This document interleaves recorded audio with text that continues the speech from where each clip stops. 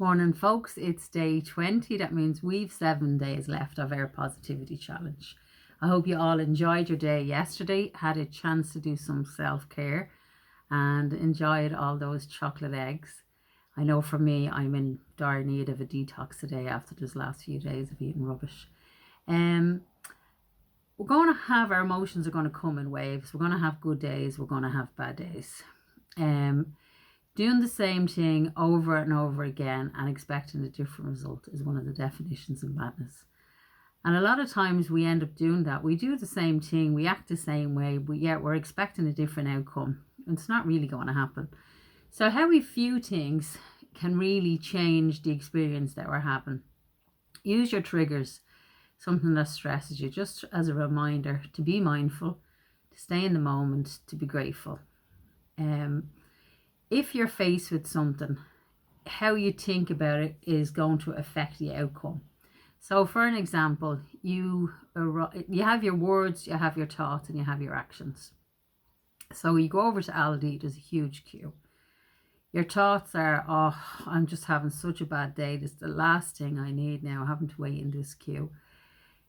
Your words could be, you start giving out to the person beside you, oh, for God's sake, I'm sick of this. Every time I come over here now, I've had to wait an hour, la la la la. Then your actions could be, you start getting really stressed out. You might even fight with somebody over the last trolley that's there, or give out to the person, there's no hand sanitizer when you came in. Now, if you can kind of take that moment before that all kind of gets, goes into action and start thinking differently. So you arrive over to Aldi, there's a big queue, and you think, oh, great, I can stand out here now and enjoy the fresh air. I've no kids around me. I'm going to enjoy this moment of relaxation. I have my phone with me. I can listen to music if I want, or I can chat to somebody. Your words could be that you start talking to the person beside you. For them, they might have got out of the house, being in isolation, living on their own, and you might be the first person that they get to speak to, and it might really make their day. Then your actions might be that you're going to do some deep breathing instead. You're going to center yourself, or like that, listen to music and enjoy the experience. The queue was still the same, the wait was still the same, but because you changed your thoughts, your words and your actions, the experience was completely different for you. And it really is that simple, of trying to change your way of thinking. Now, I had a rude awakening this morning. I won't go into the details, and it took me a while to come around. So my first reaction was to go sit on the sofa, and I picked up my phone. I was picked up the remote at the same time. I was just going to sit and watch the telly. And a Tai Chi class came up live on Facebook. And I said, you know what?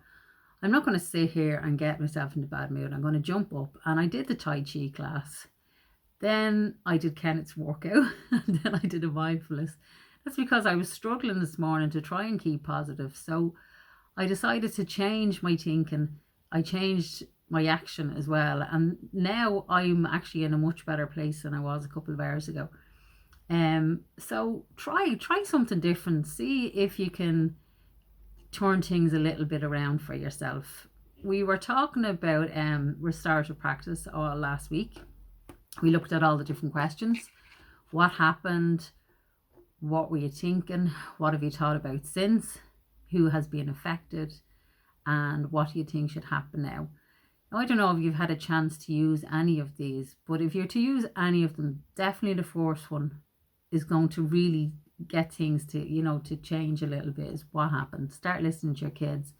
Don't react. Take the time and the patience to find out where they're coming from. We looked a little bit about the relationship window, and when we're not involved with somebody, we're doing everything for them, we're doing everything to them, or then we're doing everything with them. And the with is where we want to be, where we're offering high support and high expectations of our children. Now remember, you can only change yourself. So this in restorative practice is called modeling. So you model the behavior that you want to see. We oftentimes forget that we have taught our kids how to behave, because most times, especially when they're young, they actually mimic you and how you speak to people and how you behave in situations. And yet we expect them to be completely different, even though we're their biggest role model. So look at changing your own behavior. modeling how you're responding, reacting to situations, and let that kind of flow through the household, and other people will follow as well. Another thing to use in restorative practice is I statements. So you get up in the morning, your child is driving you crazy, you let her roar them, you drive me mad. Instead, you say, when you do such and such, I feel this way or that way. And then you're taking responsibility for your own feelings. You're not putting it on them. Nobody can make you feel a certain way. You can only, you allow yourself to feel a certain way. So try and keep things realistic. Like sometimes you say, oh my God, I'm so sad about such and such. But are you really sad about it? Are you a little bit disappointed about it? Think about the words that you're using. Watch your language. Watch how you're communicating. Yeah, I think that's really all for today. Looking at your modeling, which is how you're behaving, and looking at your I statements. I feel a certain way, not putting things on other people. So I hope you get something out of that today, and I will see you all tomorrow. Enjoy your day. Bye bye.